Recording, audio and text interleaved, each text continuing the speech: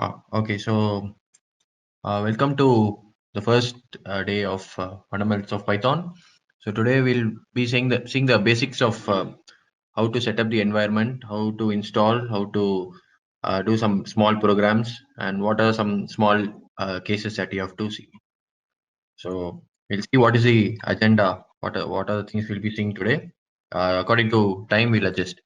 So first, the introduction, installation, and configuration. So first is with theoretical. We'll see what Python is and why it is called an interpreted language, and how to choose and install your Python. So if you go to the Python website, you'll have lots of Python. So which one should you choose? PyCharm. So that's an editor. We'll not be using that today, but we'll see an overview of what it is. Virtual environments. So how does in Python we have a concept called virtual environments. We'll see how to use them, and we'll see libraries and packages. So we'll see according to the time. So we'll do some basic programs in the middle also. So that will take some time. So we'll see how it works. Okay. So first we'll go to the first section of today. Python. So Python is a high-level interpreted language. So what do we mean by that?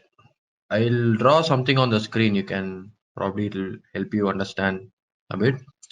So we have a computer here. I'll just write com. And we have the programmer or the human here.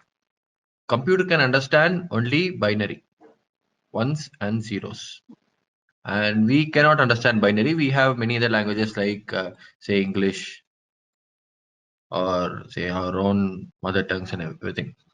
So how do we communicate what we want to the computer? Say you want the computer basically does exactly what you say it to do, correct? So how do you communicate that to the computer? So you cannot say directly in English because computer cannot understand English. So generally, like suppose I know only English and there is someone who knows only Chinese. So in that case, I'll hire a translator. I'll say something to the translator, and then the translator will tell that to the other person. So similarly, we have a program here, a software basically. So that communicate that knows how to translate. So I'll tell it to this. It will tell it like this, and the reverse also takes place. So this translator, it comes in two varieties. One is called the interpreter, which we'll be seeing, and the other one is the compiler.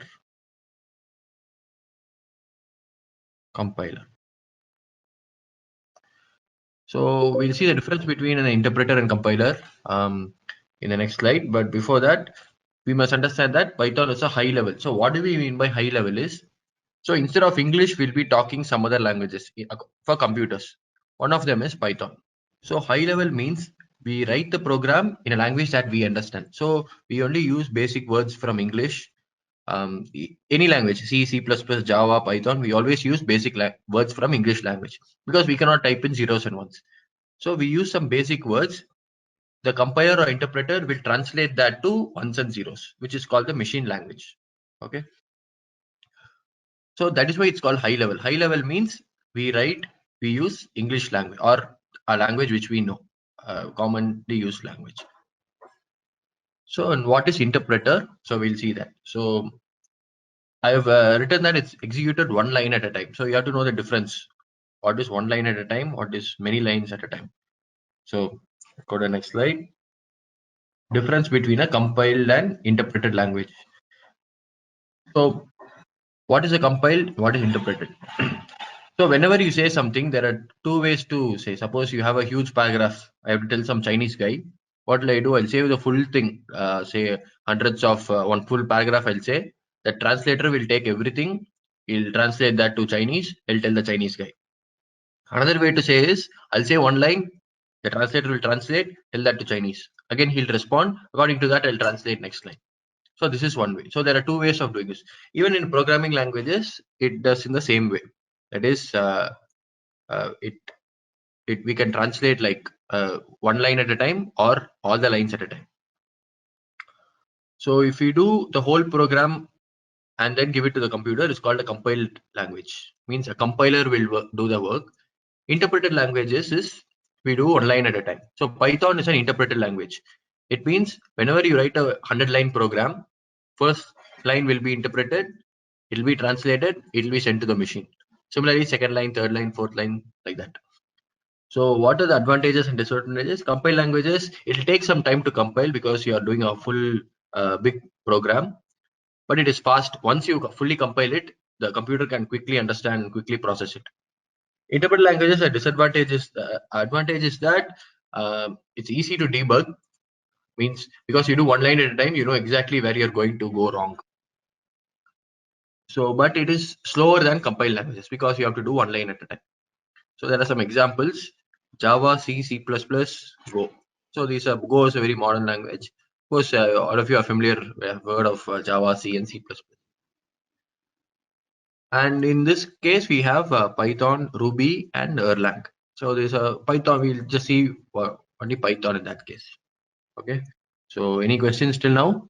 Okay. Hey, hi. Then okay. I just joined few minutes back, so I just wanted to know, like, do I need Uh, any scripting knowledge before going for a Python? Like any C, it's C++? good. It's good if you have scripting knowledge in other, say, shell or other languages. But without that, also it's fine. You can do it. It's Okay, from a basic level, so it doesn't matter. okay, got it. Thank you. Okay. Okay. So I'll continue with the other points.